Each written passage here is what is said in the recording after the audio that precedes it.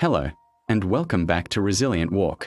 If you found your way here today, perhaps you're carrying something heavy. Maybe it's a shame about a part of yourself you've been hiding, a scar, a wound, a chapter of your story you wish you could erase.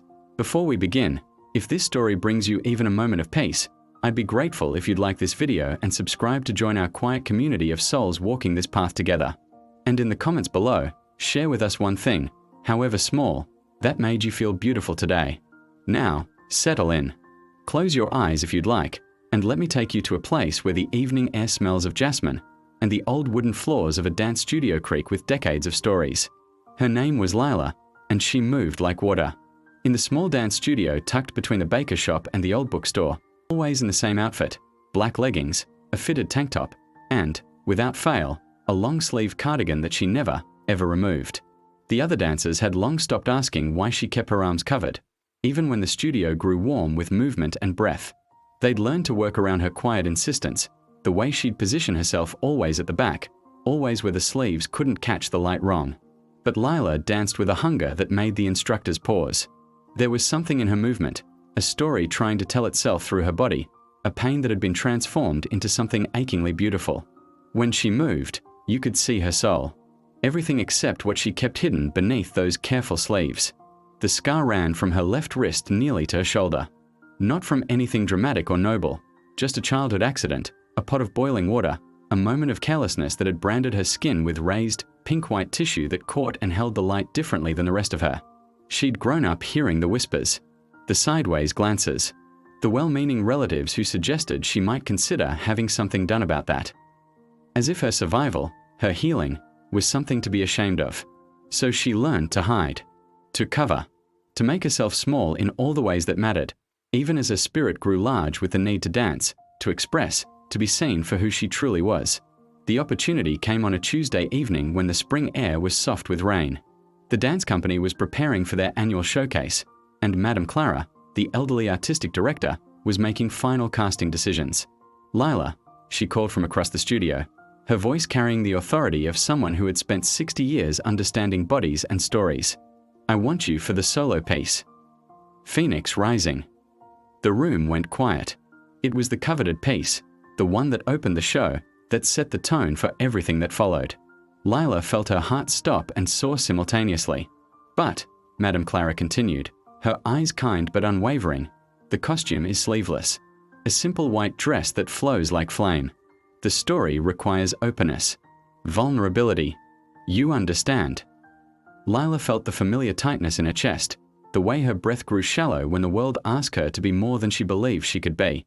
Around her, the other dancers watched with a mixture of envy and understanding. They all had their own hidden places, their own careful choreography of concealment. I need to think about it," Lila whispered, her voice barely audible above the rain starting to tap against the windows. That night, she stood in her small apartment, staring at her reflection in the bathroom mirror. Slowly, deliberately, she pushed up her sleeve. The scar caught the fluorescent light, a landscape of healing that had taken years to fully form. She traced it with her finger, remembering not the pain of the accident, but all the years since of hiding, of making herself smaller, of believing that this mark somehow made her less beautiful, less worthy of being seen. She almost turned down the role. Almost.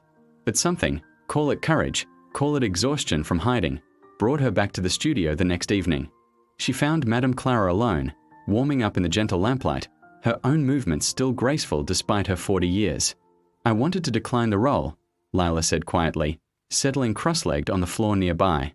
Madame Clara continued her stretches, unsurprised. "And why haven't you?" Lila pushed up her sleeve, letting the scar catch the light. "Because of this. People will stare. They'll whisper. They'll see it instead of the dance." Madame Clara stopped moving. Slowly, she turned and rolled up her own sleeves. Her arms were a map of old burns, surgical scars, and the simple wear of a long life fully lived. "I was in a fire," she said simply, settling beside Lila. 40 years ago. I was trapped in my apartment for nearly an hour before they could reach me. When I woke up in the hospital, the doctors told me I might never dance again." She traced one of the larger scars, her touch reverent rather than ashamed. "For 2 years, I hid. I wore long sleeves, long pants, anything to cover the evidence of that night. I thought my career was over. Not because I couldn't move, my body healed remarkably well, but because I believed that beauty had to be unmarked, perfect, untouched by struggle. And then I realized I had been thinking about it all wrong. These scars weren't proof of my weakness. They were proof of my strength. Every mark was evidence that I had survived something that could have destroyed me. They were beautiful not despite the pain they represented, but because of what they meant about my resilience. She stood, moving into a simple, flowing sequence that seemed to honor every scar, every mark, every imperfection. The audience doesn't see flaws, Lila. They see truth. They see someone who has lived, who has endured, who has transformed their pain into something beautiful. In Japanese culture, there's an art called Kintsugi, where broken pottery is mended with gold. The cracks aren't hidden. They're highlighted, celebrated as part of the object's history. Your scar isn't a flaw in your story. It's the gold that holds your story together. Opening night arrived with the scent of rain and possibility.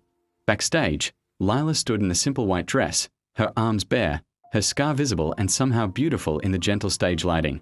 She thought of Madame Clara's words, of Kintsugi, of all the ways we learn to see ourselves through others' eyes instead of through the lens of our own survival and strength.